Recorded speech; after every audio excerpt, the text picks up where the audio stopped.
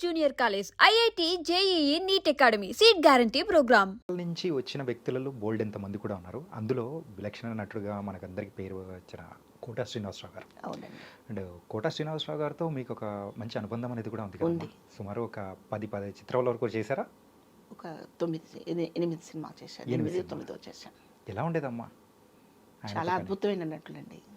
చాలా చాలా అద్భుతమైన నటుడు. మనం చాలా చెప్పుకునేటప్పుడు ఒక్కోసారి ఒక ఎస్వి రంగారావు గారికి, గుమ్మడి గారికి రీప్లేస్మెంట్ లేదు అనుకొని చెప్పుకుంటూ ఉంటాం కదా. అంటే వాళ్ళిద్దరి గురించే కాదు, కొన్ని రీప్లేస్మెంట్ లేవు కదా, అంతే.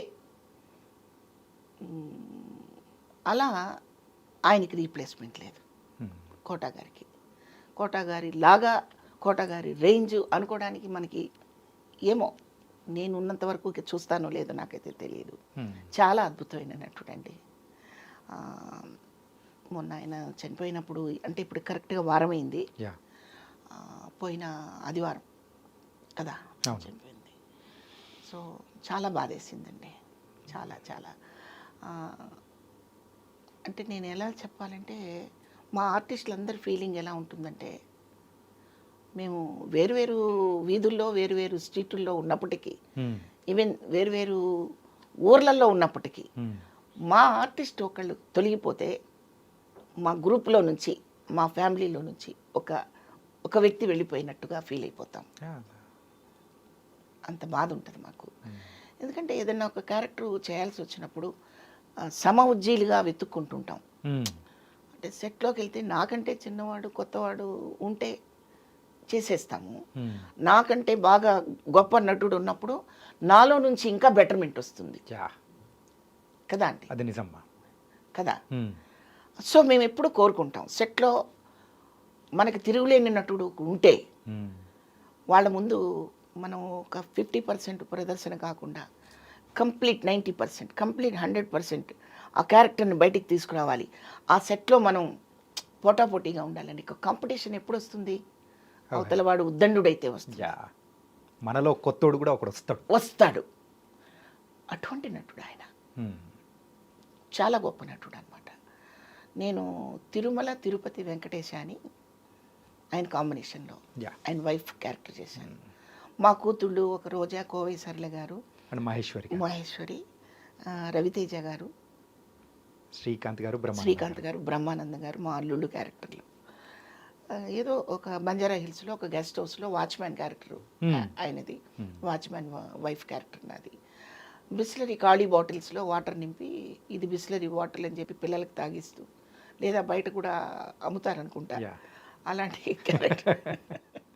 ఇప్పుడు జరిగేది మీరు అప్పుడే చేసేసారు. ఇప్పుడు జరిగేది ఫ్యాక్ట్. ట్యాప్లో వాటర్ పెట్టి వాటర్లు పోస్తూ ఉంటారు. అందులో నా క్యారెక్టరు అటు ఆయన పిసినర్తనాన్ని కొద్దిగా ఆవగించుకుంటూ, ఆయన కష్టాన్ని కొంచెం గమనిస్తూ, మళ్ళీ చెడ్డవాడు కాదు భర్త, మంచివాడు. పిల్లలకేమో అత్యాశలు, పిల్లలకి, ఆడపిల్లలకి వాళ్ళ కోరిక తీర్చలేని అసహాయతతో ఉన్న తల్లిదండ్రులం మేము. మంచి క్యారెక్టర్ పడింది ఆయనతో పాటు.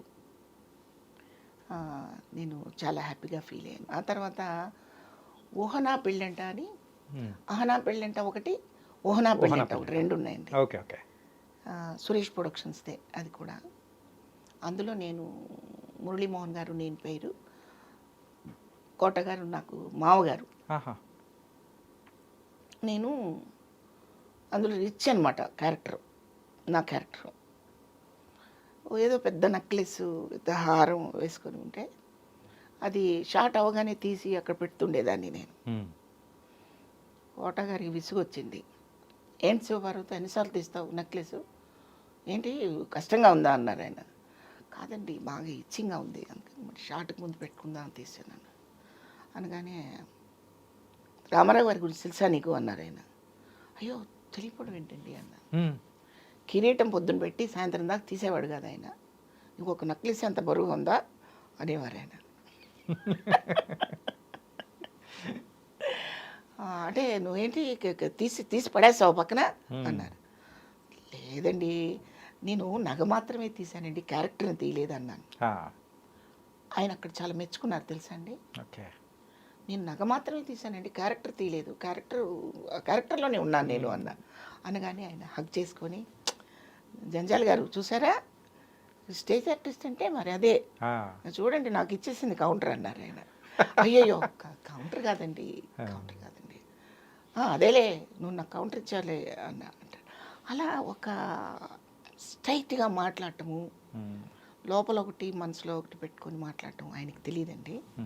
స్ట్రైట్గా ఉంటారు ఆయన. కోట శ్రీనివాసరావు గారు అనేటప్పటికి ముక్కుసూటి వ్యక్తి, ఏదున్నా కానీ మనసులో దాచుకోకుండా ఎంత పెద్దటి మాట అయినా కానీ స్ట్రైట్ ఫార్వర్డ్గా వేదిక ఏదైనా కానీ ఆ వ్యక్తి గురించి అయినా అట్లే చెప్పేవాడు. అవునండి. అట్లాగే ఆర్టిస్ట్ని గమనిస్తారండి ఆయన. మంచి ఆర్టిస్ట్ వీళ్ళు అనుకుంటే మాత్రం చాలా ప్రేమగా ఉంటారు. ఆ క్యారెక్టర్ చేయటం లేదు అనుకుంటే మనకు ఆయన ఫేస్లోనే తెలిసిపోతుంటుంది. అంటే వీళ్ళు క్యారెక్టర్లో ఇన్వాల్వ్ అవ్వట్లేదు, చేయటం లేదు అని కోపం ఉండేది ఆయనకి. నేను ఆ రెండూ చూశాను ఆయనలో. ఇంకా తర్వాత తెలుగు భాష మీద, తెలుగు కల్చర్ మీద, తెలుగు ఆర్టిస్టుల గురించి ఒక పెద్ద తపన ఉండేదండి ఆయనకి. అది నిజమ్మా. మీరు చాలాసార్లు చెక్ చేసుకోండి, ఎటువంటి సభలోనైనా మా తెలుగు వాళ్ళకి ఎందుకయ్యా మీరు ప్రయారిటీ ఇవ్వరు, చక్కగా డైలాగులు చెప్పే ఆర్టిస్టులను ఎందుకు మీరు వదులుకుంటారు అని ఒక బలమైన పోరాటం చేశారు ఆయన. అయితే ఆ పోరాటం ఎంతవరకు సక్సెస్ అయిందనేది మనకు తెలుసు. అది పోరాటంగానే మిగిలిపోయింది, అది పెద్దగా సక్సెస్ అవ్వలేదు. మన వాళ్ళకి తల్లులు కూడా మోడ్రన్గా కనిపించాలి. ఇప్పుడు ఆ పరిస్థితి వచ్చింది. తల్లులు కూడా ఉదార్థంగా కనిపిస్తే ఎందుకులే అనుకుంటున్నారు ఏమో మరి నాకు తెలియదు. కొంచెం మోడ్రన్గా, కొంచెం మిడ్డీలు చెడ్డీలు వేసుకొని లొకేషన్కి వచ్చి, ఆ తర్వాత ఫ్యాన్సీ డ్రెస్సులు వేసుకున్నట్టు ఓ తెల్ల విగ్గు పెట్టుకొని, ఓ కుంకుమ బొట్టు పెట్టుకొని, కాటన్ చీర కట్టుకొని అక్కడికి వచ్చి మీరు వేస్తున్నది మదర్ క్యారెక్టరా అనిపించుకోవాలని తాపత్రయపడుతున్నారే తప్పితే ఒక మదర్ లాగా అడాప్ట్ అవ్వటం లేదు. ఇప్పుడు మీరు కోట గారిని చూడండి, ఆయన ఎన్ని తరహా క్యారెక్టర్లు వేశారు ఆయన. విలన్లోనే రకరకాల క్యారెక్టర్లు చేశారు ఆయన. ఒక సాఫ్ట్ హెయిర్ పెట్టుకుని మాటికి జుట్టు ఇట్లా అనుకుంటూ ఉంది ఒక క్యారెక్టర్ దేంట్లోనో. అలాగే మన ఎన్టీఆర్ గారి క్యారెక్టర్ చేశారు. ఆ క్యారెక్టర్ ఏంటండి అది పిక్చరు? ఆయన కెరీర్ స్టార్టింగ్లో కాదు, బాగా పీక్లోకి వచ్చాక చేశారు. ఓకే. అప్పుడు క్రిటిసైజాలు కూడా చాలా వచ్చాయి కదండి. ఎన్టీఆర్ గారి క్యారెక్టర్. అవును. అట్లా ఏ క్యారెక్టర్నైనా అలాగా అడాప్ట్ చేసేసుకొని ఒదిగిపోయి చేయడము అనేది ఒకటి. ఇది పాపం ఆయన నిష్క్రమించే ముందు కూడా నాతో ఒకసారి ఫోన్లో చెప్పారు. ఇప్పుడు 3-4 months క్రితంలేండి నేను ఫోన్ చేసింది. ఓకే. ఎప్పుడో అంటే ఒక రేడియో ప్రోగ్రామ్ అనమాట అది. దాంట్లో కోట గారి గురించి నేను చెప్పాల్సి వచ్చి చెప్పిన తర్వాత ఆయనే నాకు ఫోన్ చేశారు. ఓకే. బాగా చెప్పావు శివపార్వతి అంటే, ఉన్నదే కదండి నేను చెప్పింది, కొత్తది చెప్పలేదు కదా అని మాట్లాడుకున్నాము. నువ్వేం చేస్తున్నావు అంటే, లేదండి కొద్దిగా స్లో అయింది నా నడక అంటే, పరిగెత్తేదానివిగా అన్నారు. పరిగెత్తేది ఒక్కోసారి నడక అవుతుందండి, ఒక్కోసారి నిలబట్టం కూడా అవుతుంది కదా అన్న. నువ్వేం తగ్గలేదు అన్నారు ఆయన. ఆ రోజు ఏదైతే కౌంటర్ అని ఆయన అన్నారు అలాంటిది. కానీ అది బాగుండేదమ్మా.